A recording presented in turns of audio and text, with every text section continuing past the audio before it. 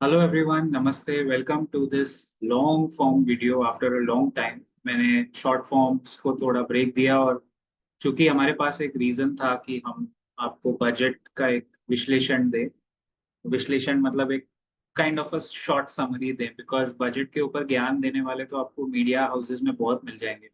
I just thought I should give you मेरे 2 करोड़ जो टैक्सवासी हैं हम लोग सब। अब आपको समझ में आ ही गया होगा why I call all of us टैक्सवासी। So a broad perspective, I'll try to keep it short and simple, क्योंकि ये बहुत कॉम्प्लिकेटेड करने वाले लोग भी हैं और इसको सिंपलीफाई करने वाले एक्चुअली कम लोग हैं, तो इसको कोशिश करेंगे सिंपल रखने की।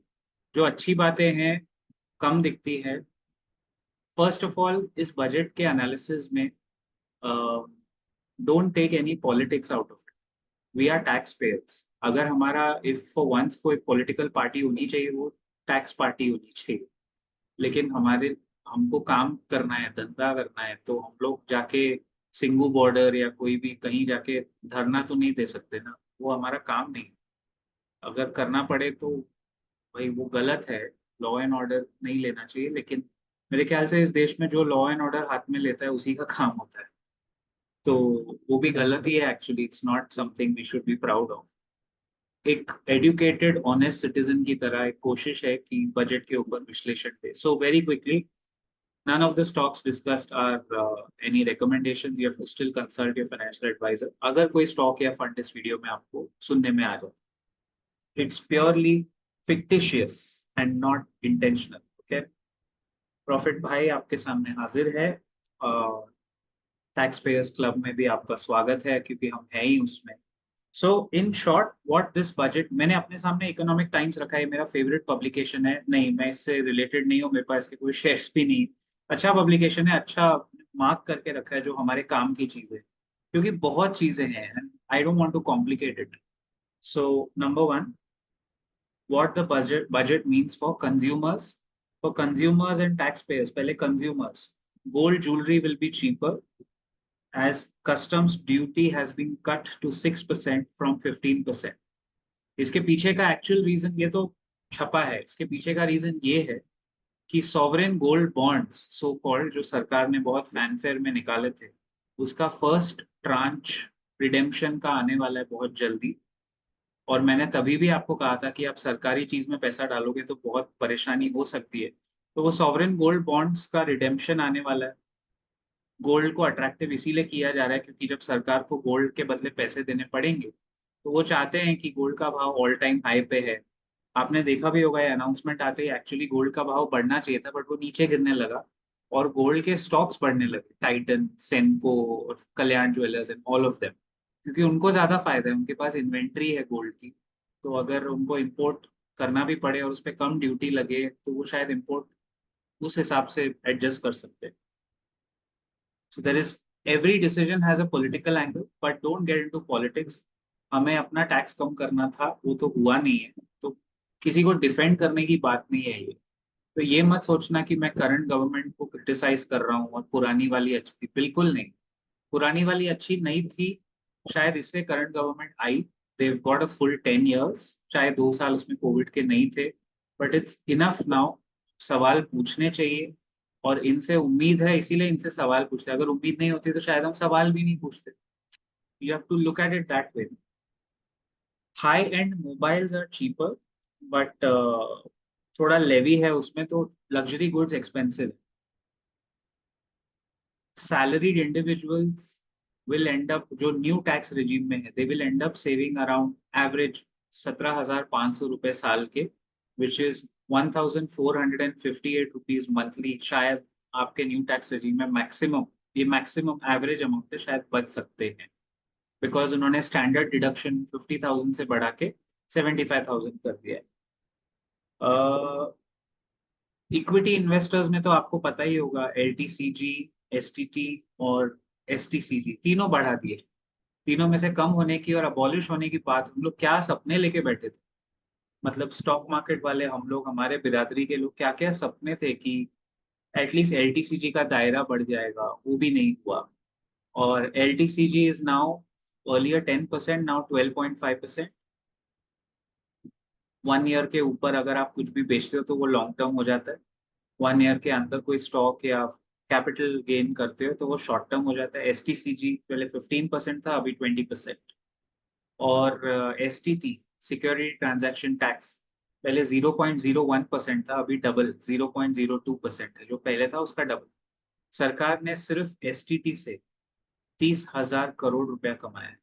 अब सरकार सिर्फ एसटीटी से 60,000 करोड़ कमाएगी, ये जानते हुए कि रिटेल ट्रेडर्स 90% लॉस में है, फिर भी सरकार ने एसटीटी बढ़ाया। तो clearly the government doesn't care about traders and retail investors. ये बात और उनको कोई शर्म भी नहीं है ये बोलने में। ये बात आप मानते तो प्लीज डिफेंड मत करना government. Don't defend this government. They have clearly said if you are the cow who is giving us milk, we will take lagaan, 3 गुना लगान आपको देना पड़ेगा। सीधी बात। देखो, शॉर्ट टर्म कैपिटल गेन जो ट्रेडर्स ज्यादातर 1 साल के अंदर ही बेचते होंगे बेचारे रिटेल ट्रेडर्स, वो अगर 20% है, इसका मतलब है अगर आप मार्केट में ट्रेडिंग कर रहे हो, एफएनओ या नॉन एफएनओ को छोड़ दो, उस बहस में अभी मत पड़ो। Simplify, if you are trading in the markets and if the tax is 20%, STCG, right, अगर 20% है तो 20% ऑफ 12 मंथ्स कितना होता है? 2 मंथ्स, 2.5 मंथ्स। तो बेसिकली 12 महीने में से 2.5 महीना आप सरकार के लिए ट्रेडिंग कर रहे हो। ये मान के चलो आप बिन बुलाए मेहमान हो, वो आपसे काम करा रहे हैं, और आप लॉस बनाओ या प्रॉफिट बनाओ, सरकार एसटीटी के द्वारा कमा रही है 60,000 करोड़। आगे बढ़ते हैं, ठीक है। अभी मेन पार्ट पे आते हैं, जो हमारा एक्चुअल मुद्दा है, टैक्स। मैं तो कह रहा हूँ हम टैक्स पेयर्स को एक पार्टी बनानी चाहिए। शायद हम लोग को भी सड़क पे धरना वरना लेके उतरना ही पड़ेगा, और कोई रास्ता तो मुझे दिख नहीं रहा है। 2 करोड़ है हम लोग, हमारी अच्छी खासी पॉलिटिकल पार्टी बन सकती है दोस्त। लेकिन टाइम किधर है, घर कौन चलाएगा? इसलिए तो हम पार्टी चुनते हैं ताकि वो देश चलाए। ओके। टैक्सेस में मैं आपको बहुत सिंप्लीफाई करता हूँ। If you are in the new tax regime and आपकी सालाना तनख्वाह, if your annual salary is 8 lakh और below 8 lakh, you will save 7,800 annually more. इतना आपका बचेगा। पहले आप भरते थे 31,000 टैक्स, अब आप भरेंगे 23,000 टैक्स। सब एनुअल है, all figures are annual not monthly. If your salary is 12 lakh rupees per year या बिलो, उस बकेट में अगर आप हैं, तो पहले आप टैक्स भरते थे 85,000, अब आप टैक्स भरेंगे 71,000। सो आई थिंक 12 लाख वालों को 14,000 साल का बच जाएगा। If your salary is 25 lakh rupees, तो पहले आप भरते थे 4,52,000, अब आप भरेंगे 4,34,000, यानी वही 18,000 रुपए आपके बच जाएंगे। जो उस ब्रैकेट के लिए कोई मतलब ही नहीं है, वो 2 सिगरेट या 3 सिगरेट ज्यादा पी लेगा उसमें, उस 25 लाख का ब्रैकेट वाला। सिगरेट पे भी सरकार बहुत वसूलती है, लेकिन उनको पता है वो सिगरेट लोग बंद नहीं करेंगे पीना। अच्छा, एक बहुत इंटरेस्टिंग स्टैटिस्टिक है, personal income taxes as a percentage of GDP. यानी अ, आपको ये तो पता चल गया होगा दैट पर्सनल इनकम टैक्स, जो हम टैक्स पेयर हैं, हम कॉर्पोरेट से ज्यादा भरते हैं। Income tax paid is around 12 या 13,000 करोड़, 12 या 13,000 lakh crore, and corporate taxes for last year are 9 to 10 lakh crore. तो टैक्सवासी हम लोग, आप लोग मिलके इंडिया के सारे कंपनी से ज्यादा टैक्स सरकार को दे रहे हैं। ये अपने आप में बहुत हास्यास्पद है, बहुत सिली चीज है, और इस पे किसी को ध्यान देना चाहिए, अगर किसी के पास थोड़ा भी ज्ञान है तो, इकोनॉमिक्स का। ओके। फाइनेंशियल ईयर 19 में, FY19 में, personal income tax as a percentage of GDP था 2.5%, बहुत कम लोग थे। अब वो बढ़ते बढ़ते बढ़ते 3.6% हुआ है। यानी इनकम, ऐसे देखा जाए तो ज्यादा लोग अभी टैक्स ब्रैकेट के अंदर आ रहे हैं क्योंकि ज्यादा कमाई हो रही है। लेकिन प्रॉब्लम ये है देश में, average salary of India per month is only 18,000 rupees. तो करीब करीब 90-95% इंडिया टैक्स ब्रैकेट में कभी आएगा ही नहीं। तो जो आते हैं वो 0 से 10 लाख के रेंज में जो आते हैं वो मैक्सिमम लोग हैं पर ईयर वाले। उन पे टैक्स स्लैब में वही थोड़ा बहुत कॉस्मेटिक चेंज किया है, बट उनको मोटा मोटा 10 या 20% टैक्स तो देना ही पड़ेगा। और वही देश चला रहे हैं, क्योंकि वही अमाउंट बढ़ बढ़ के हो जाता है 13 lakh crore, more than the corporates. अब ये सब तो ठीक है। अब रियल एस्टेट बच गया था, पता नहीं रियल एस्टेट वाले सोच रहे होंगे, वो मीम आपने देखा है ना, मुझे क्यों मारा आपने। सारे रियल एस्टेट स्टॉक्स नीचे हो गए। I don't know for what rhyme और रीजन, बट रियल एस्टेट में ये बहुत ड्रैकोनियन रूल है। ये मुझे थोड़ा विस्तार में आपको समझाना पड़ेगा आफ्टर टैक्सेस, कि अगर आप मतलब इंडेक्सेशन बेनिफिट करके एक चीज होती है कि if you have taken a property 20 years back, उस वक्त अगर आपने वो प्रॉपर्टी ली है, मान के चलिए, okay let's say 15 years back, you took taken a property 15 years back in 2009, and उस वक्त उसका रेट था 1 करोड़।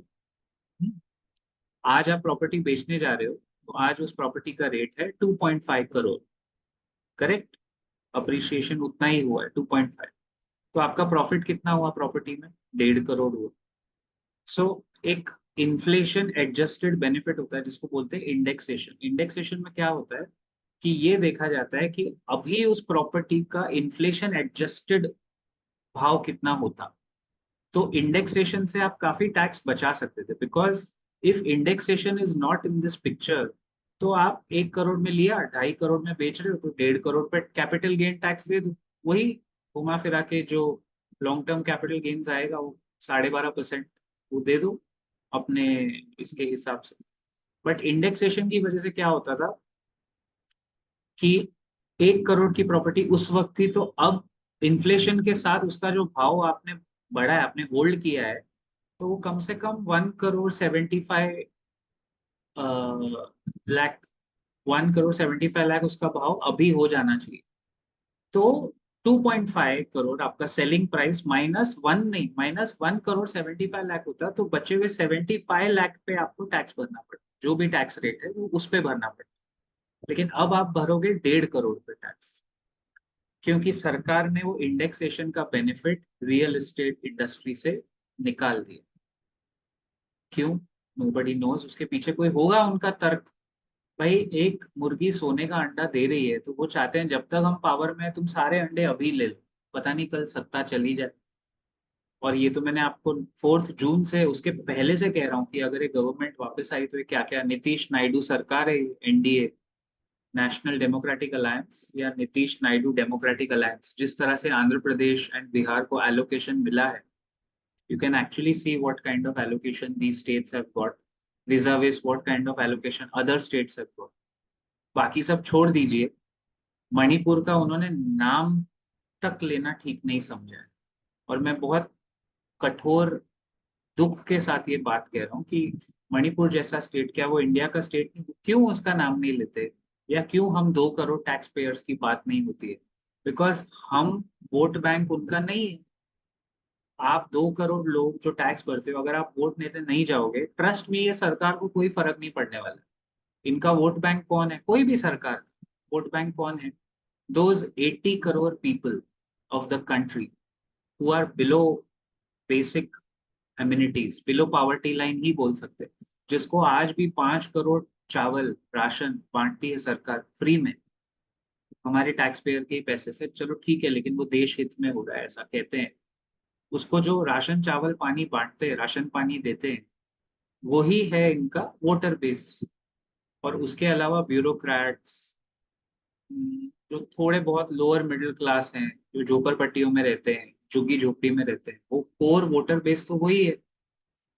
आपके और मेरे से कोई फर्क नहीं पड़ेगा उस, इसलिए हमारे लिए ये टैक्स भर रहा है ना, चलो इसको पकड़ के निकालते रहो, इसी यही 2 करोड़ लोगों में से निकालो। यही है मुद्दा जो मैं कम से कम 3-4 महीने से मैंने यही ट्रैक पकड़ा है। आज आप सबको समझ में आ रहा होगा, घंटी बज रही होगी सबकी। अगर बज रही है तो ये वीडियो को लाइक करो, चैनल को सब्सक्राइब करो and share this video everywhere, because these are facts, you can't deny. आप ही ने बनाया है, ये आपके ही पेपर में है। तो these were about the real estate. वो रियल एस्टेट एक ऐसी इंडस्ट्री है यार जो, see, real estate and infrastructure is something कि अगर सरकार उसमें 10 रुपया खर्चा करती है, उसका रिपल इफेक्ट पूरे इकोनॉमी पे पड़ता है। क्योंकि अगर आप घर बनाते हो तो उसमें wires, cables, building, cement, steel, बहुत सारा मटेरियल का कंजम्पशन होता है। रियल एस्टेट का कोई मेंशन खास था नहीं। वोट ऑन अकाउंट वाले जनवरी के बजट में किया होगा वही, इंफ्रा पे खर्चा, इंफ्रा पे खर्चा। जॉब गारंटी स्कीम को तो आप छोड़ ही दो, let's not even go there, वो एक अलग टॉपिक है। Because the problem in India is not jobs, तो घुमा फिरा के ढूंढ लेंगे। The problem is skill development. भाई मैं अगर बिजनेस चला रहा हूँ तो इंटर्नशिप का आपने कुछ स्कीम निकाला है, मैं क्यों इंटर्नशिप दूंगा? मेरे को पहले इंसेंटिवाइज तो करो कि मैं क्यों इंटर्न दूं। मैंने कौन सा ऐसा तीर आपने मुझे दिया है जो मैं इंटर्नशिप दूं? मैं तो टैक्स ही भर रहा हूँ ultimately. So it's a very short-sighted budget. It is not something that anybody should be proud of, and it should not be taken politically. Because Andhra and Bihar have got what they wanted. Manipur जैसे मैंने कहा उसका नाम भी लेना ठीक नहीं समझा, क्योंकि अगेन वो भी, मणिपुर के भी दो लोकसभा सीट्स है। दो लोकसभा सीट्स में एक तो वो हार जाते थे हमेशा, भी शायद इस बार दोनों हारे ऑब्वियसली। काउंट नहीं होता ना। यूपी, बिहार, महाराष्ट्र क्यों काउंट होता है? 5 state, UP, Bihar, Maharashtra, West Bengal and Tamil Nadu. Because these 5 states make up for 250 Lok Sabha seats total, or UP and Bihar alone make up for 120 Lok Sabha seats. तो obviously उसका महत्व ज्यादा होएगा। और उसमें से बिहार एक तो आपका अलायंस पार्टनर है, चंद्रबाबू नायडू जब से आए, और वो तो हार्ड टास्क मास्टर है, वो तो पैसा लेके ही मानेंगे। खैर आगे बढ़ते हैं। ये सब तो न्यू टैक्स रेजीम वगैरह वगैरह वगैरह, इसमें एक चीज और है। Angel tax they have abolished, मतलब जो पहले का पाप था, angel tax actually doesn't, did not make any sense then, it was a waste of time then, it was waste of time now. वो हटा दिया। सो स्टार्टअप्स के लिए, सो कॉल्ड स्टार्टअप्स के लिए नहीं, स्टार्टअप्स के एंजल इन्वेस्टर्स के लिए पैसा दिया है, which is good। एफआईआईस के लिए तो ये बहुत ही अच्छा बजट है जी। फॉरेनर्स के लिए तो उनका खास ख्याल रखा गया है एक्चुअली इस बजट में। They've kept special mention and special care of the foreign investors. Okay. एक पॉइंट और था जो शायद मैंने मार्क करके रखा है, मैं भूल रहा हूँ। मोबाइल फोन्स डेफिनेटली अफोर्डेबल और हो जाएंगे, क्योंकि जियो और बाकी नेटवर्क प्रोवाइडर्स को बढ़ाना है, सरकार का भी दायित्व है। तो समझ रहे हो? तो मोबाइल फोन्स तो ऑब्वियसली सस्ते उनको करने ही थे, वो कर डाले उनको।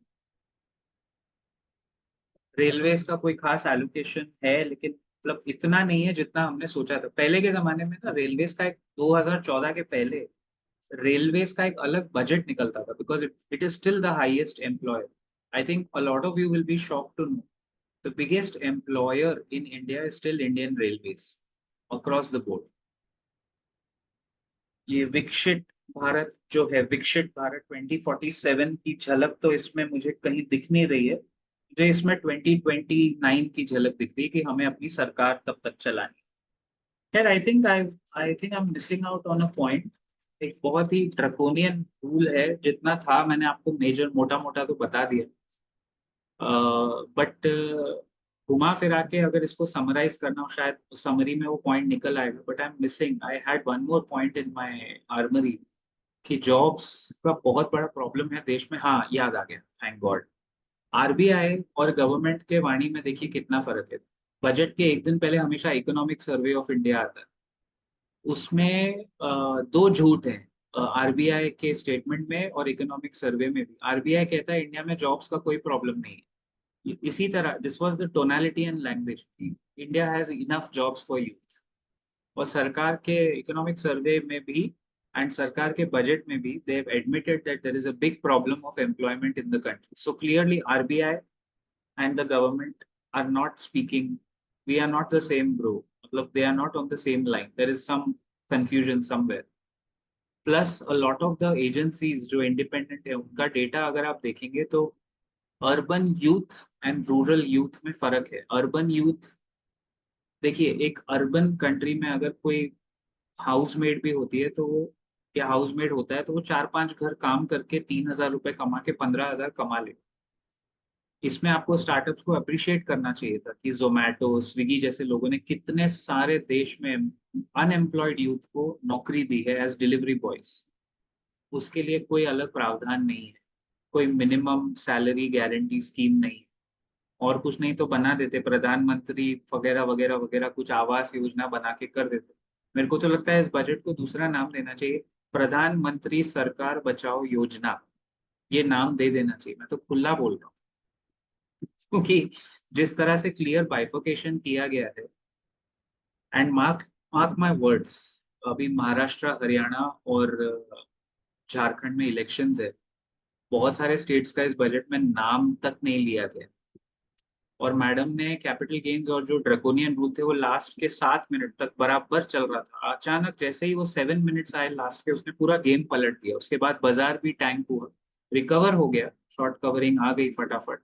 लेकिन Nifty, you can not forget that 1.5 to 2% आधा 12:30 से 1:30 बजे तक नीचे गिरा था जब ये बजट स्पीच खत्म हुई, only because of the capital gains.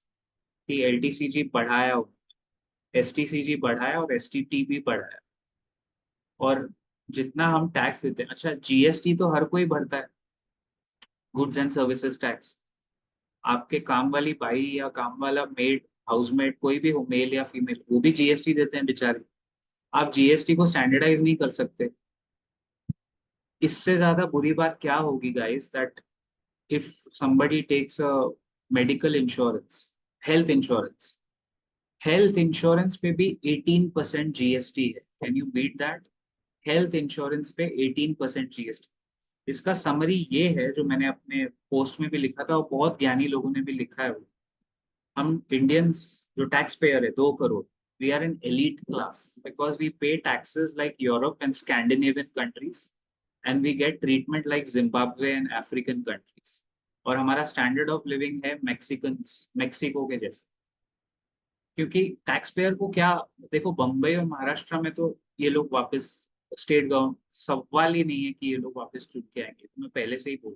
तो सबसे ज्यादा टैक्सेस अगर सेंटर को आते हैं तो महाराष्ट्र से आते हैं। The tax payer is really angry with them.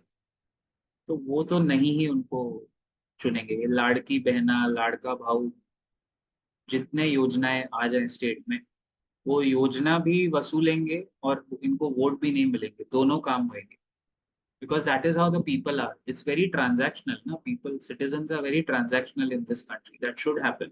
At least this way, electorate की कुछ बात तो मुझे लगा तो सुनेंगे कि वोट कम मिले हैं, तो कुछ तो रखा जाए। टैक्स पेयर्स के लिए तो कोई, even they are not even calling us honourable taxpayers. कम से कम उतना संशोधन कर दो कि हर elected representative of the parliament जो कोई टैक्स पेयर का नाम ले, उसको एड्रेस करे। या आईटीआर अगर आपने भरा है तो honourable tax payer of the country तो बोलना चाहिए ना। हम 2 करोड़ लोग हैं जो 142 करोड़ से टैक्स भरते हैं, वो भी नहीं। टैक्स पेयर के लिए अलग से आप मेडिकल इंश्योरेंस फ्री कर दो। हॉस्पिटल्स में सर्टन, प्राइवेट हॉस्पिटल्स में, अच्छे हॉस्पिटल में सर्टन डिजीजेस पे कुछ फ्री, कुछ तो दे दो आईटीआर दिखा के कि आपको ये ट्रीटमेंट फ्री होगी। कौन हॉस्पिटल में जाएगा? मजबूरी में ही जाएगा बेचारा आपका टैक्स पेयर। कोई मस्ती करने या मजा के लिए तो जाते नहीं हॉस्पिटल। लेकिन इतनी सिंपल चीज भी इनसे होती नहीं। Why I said we pay taxes like Europe is because in those countries, when you pay taxes, you get retirement benefits, you get some kind of cover in hospitals, you get a lot from the government. हमको चाहिए क्या? Basically basic infrastructure, वो भी नहीं है। पॉथहोल्स है सड़कों पे, basic air quality, basic infrastructure, basic facilities, आप वो सब दे दो। और फिर पार्लियामेंट में लड़ते रहो, मरते रहो ना यार। Who cares? nobody is going to care in this country. See, even in the US, the politics is very dirty. In fact, it is murkier than we see in India. But over there, at least the citizens get quality of life from the government. मैं जाके सड़क पे जो भी लगाना है, road material लगा के या बिल्डिंग है, मैं तो नहीं बना सकता। तो सरकार को ही करना है, मुझे तो अपना घर चलाना है ना भाई। लेकिन जिस तरह ये लोग चल रहे हैं, जो मेरा वर्स्ट फियर था, जो मैंने कहा भी था, आई वुडेंट बी सरप्राइज्ड। मैं अभी ये आएगा वाली गारंटी नहीं दे रहा हूँ, but I wouldn't be surprise if this government does not complete it's term. क्योंकि जिस तरह ये चल रहा है माजरा, ये 6-7 महीने के ऊपर आए, मुझे सरप्राइज नहीं होगा अगर ये लोग गिर जाए। अगर ना गिरे तो भाई मास्टर स्ट्रोक माना जाएगा, अगेन मास्टर स्ट्रोक, फलाना है तो मुमकिन है। बट अगर गिर गए तो प्रिपेयर्ड रहिए, क्योंकि साल के एंड में, दिवाली के बाद कुछ भी हो सकता है। एनीवे, आदियोस, जय हिंद, जय महाराष्ट्र।